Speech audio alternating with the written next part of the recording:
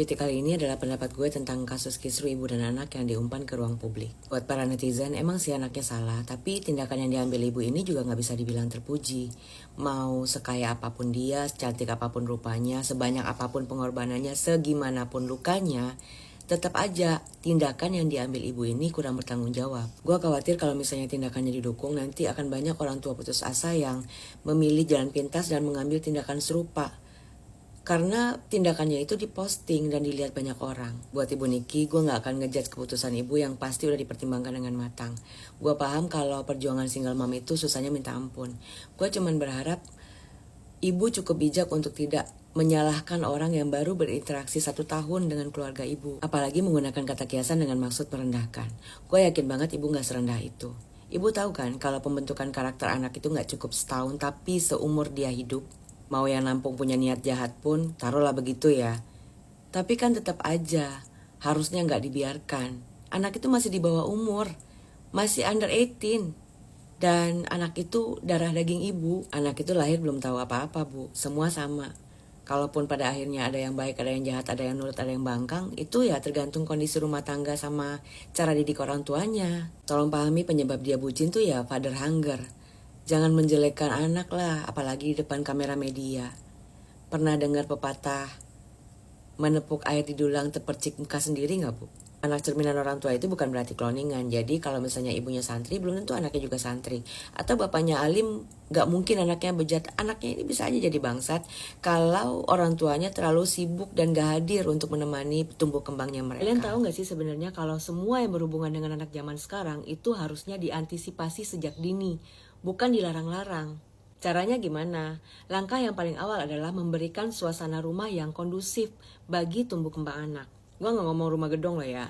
Rumah petak pun gak masalah, selama orang tua kandungnya akur, utuh, dan saling sayang. Karena sebenarnya anak itu dari bayi udah belajar secara visual. Dan ini hanya bisa diwujudkan kalau para calon orang tua ini menikah memang karena udah siap untuk berumah tangga. Bukan hanya sekedar ingin menghalalkan yang haram, bermodalkan mampu, gak hanya berbekal mau. Lalu yang kedua, penuhi kebutuhan cinta dan perhatian pada anak.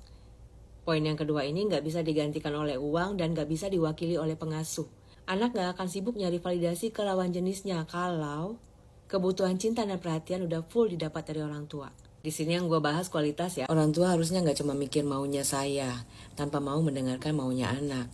Orang tua tuh gak boleh nyerah untuk mengasuh titipan Tuhan dengan dalih apapun. Soal sikap keras orang tua dengan maksud baik, ya emang semua orang tua normal tuh gak ada yang bermaksud jahat. Cuman poinnya di situ, masalah cara. Pikirkan gimana caranya maksud baik orang tua ini bisa sampai dan diterima dengan baik oleh anak. Bukan malah diajak berantem, di media pula. Kan jadi mancing banyak pro kontra. Buat Laura, kalau emang lo gak bisa diatur ya terserah. Lakukan aja semua yang bikin lo senang. Tapi buktiin kalau lo emang mampu mandiri, bukan cuman benar lo yang nyusahin inang. Pindah lo dari rumah cowok lo. Bucin sih boleh, tapi jangan numpang. Jaga diri jangan sampai diketawain orang, karena ternyata lo gak lebih dari sekadar pecundang. Ending anak broken home itu cuma 2. Kalau gak kuat banget, ya hancur banget.